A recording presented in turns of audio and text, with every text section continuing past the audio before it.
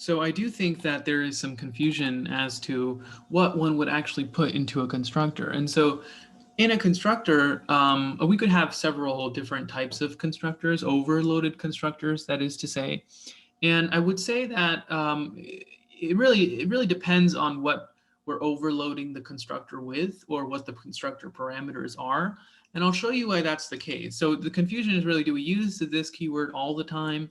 Do we use the class variables all the time or some of the time? How do we sort of navigate through this confusion? So again, a constructor is essentially tasked with initializing instance variables which are found on the class level.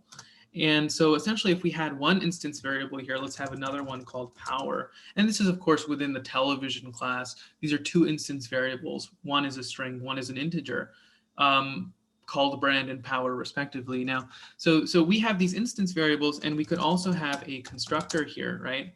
And this constructor has to share essentially the same name as the class within which it is contained.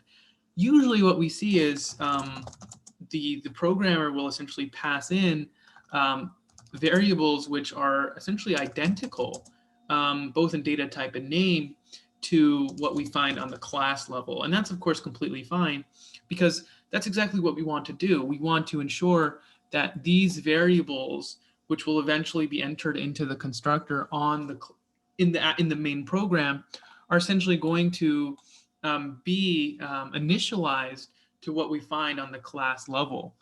And so at this point, I mean, that's completely fine, but what we have to recognize is that the variables in the constructor are essentially not the same variables we find on the class level. They may share the same name, but they are not, in that regard, the same.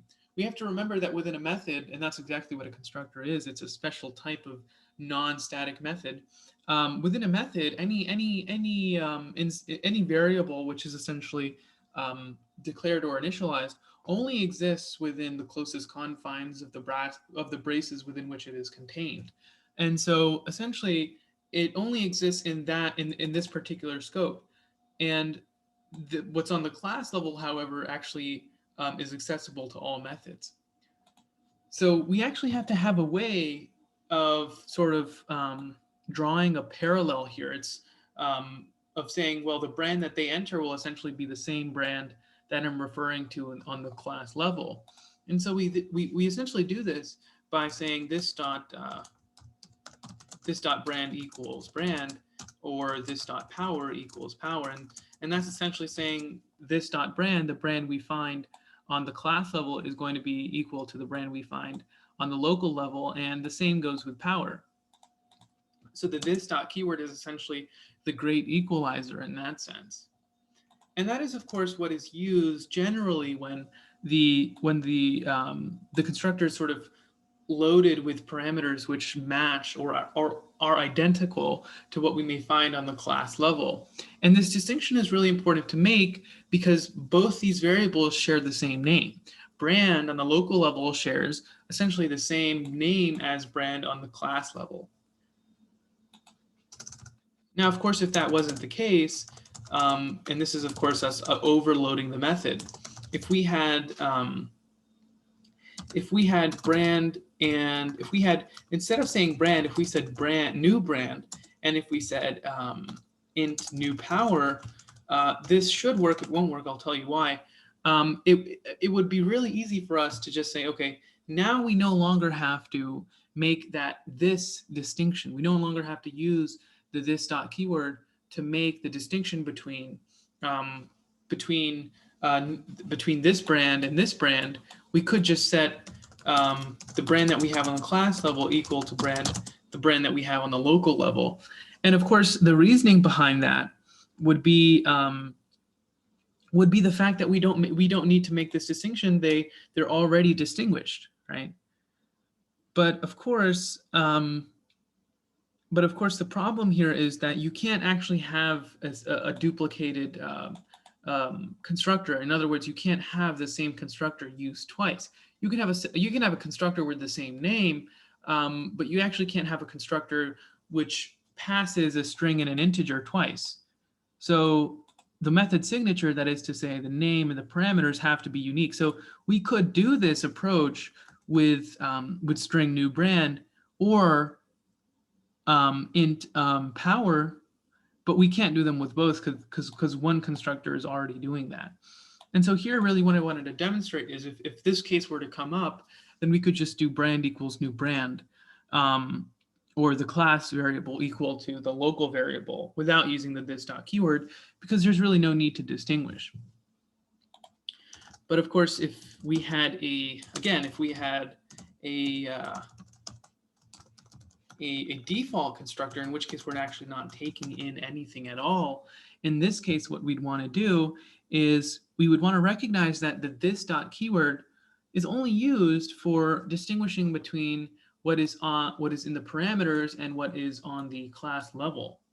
But of course, if we have nothing in the parameters, in which case we have a default constructor, there would be no need to make that distinction, right? And so we could just set these class variables equal to default values that we find fit, right? That's what we would have. And so these are these three instances here, all of which present a different necessity. What I'd also like to note is that if else statements can be used inside a constructor.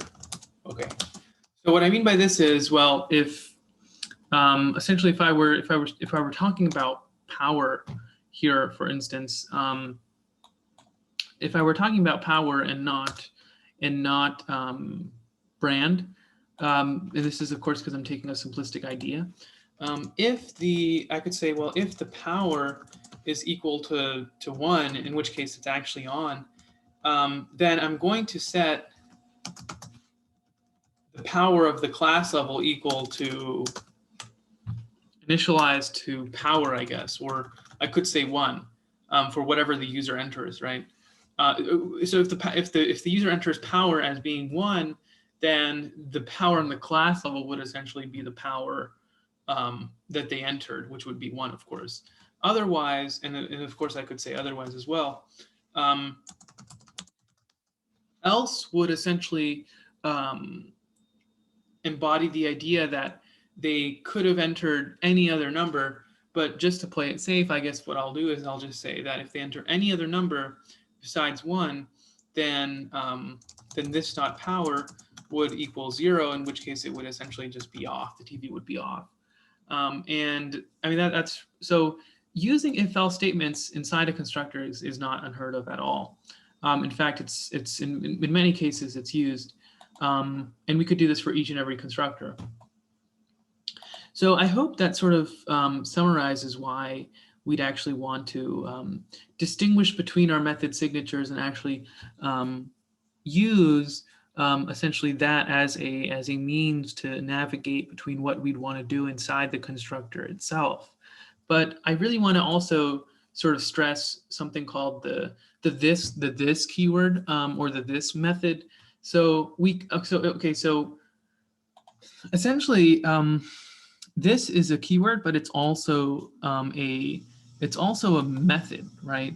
So what you'll notice here is that for this constructor here, what we did is we essentially equated brand to parentheses and power to 0. But instead of doing this, what we could have done is we could have said this and 0. In other words, I could use this and then pass in 2 quotations and a 0. And what that would do is it would essentially signify, this would signify within the parameters, it would signify, okay, is there a constructor which takes a quotation mark and a 0? And the program would say, well, yes, there is, it's right here. And we would essentially run through this, this Boolean logic and if-else statements and whatnot. So we could have either done this, right? Or we could have either done this. In which case, doing either or would certainly work, right? They're both really just achieving essentially the same thing. Okay. Now, if I I guess it shouldn't be too problematic to also sort of have getters and setters here, right? For me to set the brand or set the power. So if I were to make a public set method, right? Set for the power, and these are setters, and this is an essential part of encapsulation. If I could set the power, I could do int power, and I could do new power as well, but I don't have to. I'm essentially going to return an integer, and so that should be a part of my method signature, right? It has a return type, or actually I'm setting it so it's not going to have a return type. If I were to get it, then it would have a return type. So this one it would essentially be void. And so at this point, if you think about it, I think I've made it abundant. I think I've made it clear that the power can either be on or off, 0 or 1 respectively. So if the power is essentially equal to 1, or the power is equal to 0,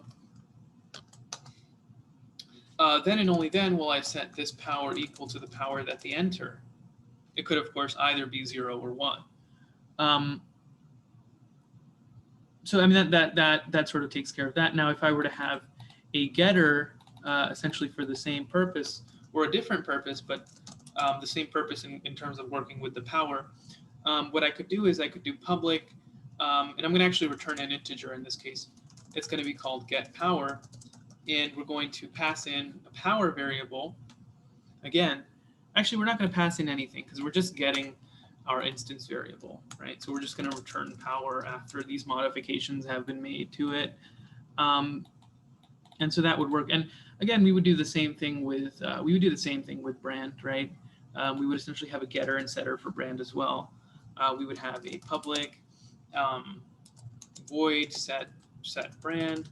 We're passing in, a string here, and we could make any constraint on the brand, but I mean, so I think I've already demonstrated this with the power method. I don't think I have to sort of belabor the point, but that's really just going over what we'd actually use inside constructors and a little brief review of encapsulation, or getters and setters rather.